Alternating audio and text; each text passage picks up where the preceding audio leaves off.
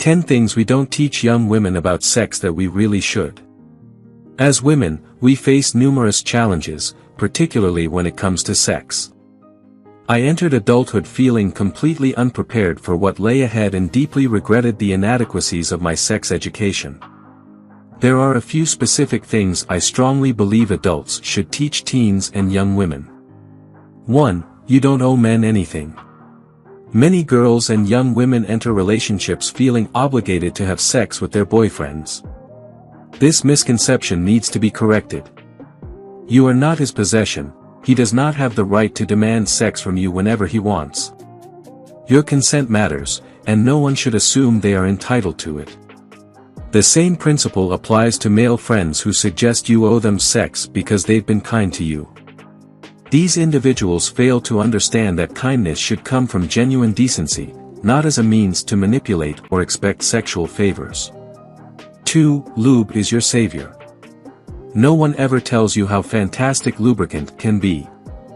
We understand it's helpful for your first time or with a generously endowed partner. However, many don't realize it can also prevent everyday friction and discomfort with just a pump. It's also important to note that some people have allergies to certain lubricants.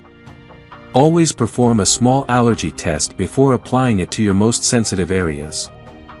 3. Being a virgin really isn't a big deal.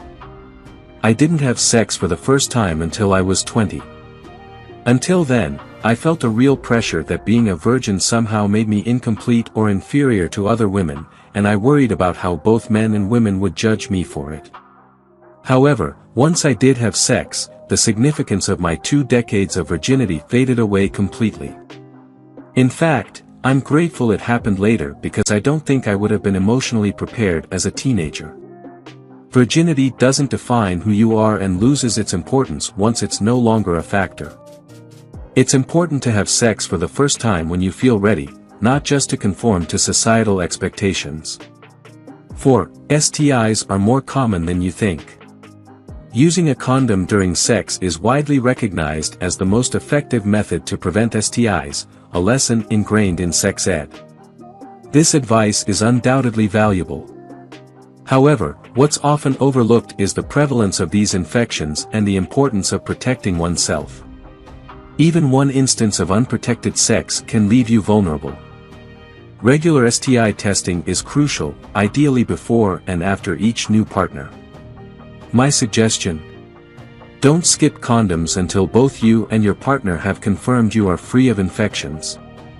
5. Female pleasure is just as important as that of men. Sexual education often neglects to emphasize that women deserve as much pleasure from sex as men. There's a pervasive belief that pleasuring women is too complex or challenging for men to bother with. Seriously, have these educators never heard of the clitoris? It feels like an excuse for men to prioritize their own pleasure without making the effort to ensure women enjoy it too. We shouldn't accept this disparity. Women deserve fulfilling orgasms just as much as anyone else. 6. Sexual assault is serious. Reporting it isn't overreacting or being too sensitive. For decades, and even centuries, women were instructed by society to remain silent about and get over incidents of sexual assault. Fortunately, there seems to be a shift happening now, with more women speaking out. However, I didn't fully grasp the gravity of this issue until I was in my 20s, largely due to a lack of education. By then, opportunities to report inappropriate behavior had passed because I didn't realize it was an option or necessary. We must begin educating teenage girls about sexual assault. It's a difficult topic to address, but the reality is that women of any age remain vulnerable to this risk. 7. Sexuality is fluid. The education system approaches sexuality in a remarkably binary manner. People aren't simply categorized as either straight or gay. Sexuality encompasses much more diversity. Bisexuality, pansexuality, demisexuality, these are just a few of the authentic sexual orientations that the current system overlooks. We must educate young girls about these diverse identities and assure them that it's completely normal not to fit into any specific label. Sexuality exists along a spectrum, and individuals have the right to define themselves as they see fit. However, they won't have this opportunity unless we teach them that all forms of queerness are valid and acceptable. 8. Vaginas come in all shapes and sizes, get to know yours. Public service announcement: there is no such thing as the perfect vagina. Influences like the porn industry have perpetuated the idea that vaginas must conform to specific sizes, shapes, or colors to be considered desirable. This notion is completely false. Every vagina is unique and inherently perfect. Anyone who suggests otherwise isn't worth your attention.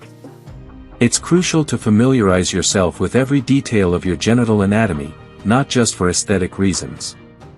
Knowing your body well makes it easier to detect any changes that might indicate health issues. 9. Find the best birth control for you. In school, we're taught that birth control helps prevent pregnancy, which is accurate. However, what they don't mention is how challenging it can be to find the right birth control method for your body. Take my experience, for instance. I started with the pill, but it gave me migraines. Then I tried the implant, which caused a 5-month-long period. The mini pill wasn't much better. It not only made me gain weight but also left me needing frequent naps. Eventually, the implant started working well for me. Looking back, I wish I had been informed earlier that not every birth control method is suitable for every woman. 10. Pee after sex to avoid UTIs. No one ever shared this invaluable advice with me, and I truly wish they had. UTIs are incredibly painful and distressingly common among sexually active young women. They can leave you stuck on the toilet for hours or even days, often requiring antibiotics to fully recover. Fortunately, preventing UTIs is remarkably simple. Just urinating before and after sex can significantly reduce the likelihood of getting one. This helps flush out any bacteria or toxins that may have entered your genital area, preventing them from reaching your urinary tract and causing infection. It may seem like a small thing, but it's incredibly effective. Peeing after sex, don't overlook it. Trust me, it's worth it. If you enjoyed watching this video, don't forget to like, subscribe and turn on the notification bell, so you don't miss any new videos. Let us know your thoughts about this video in the comments section down below, and feel free to stay and enjoy it until the end. Also make sure to check out our next highlighted video, and we will see you next time. Thanks for watching. Please like, share, and subscribe.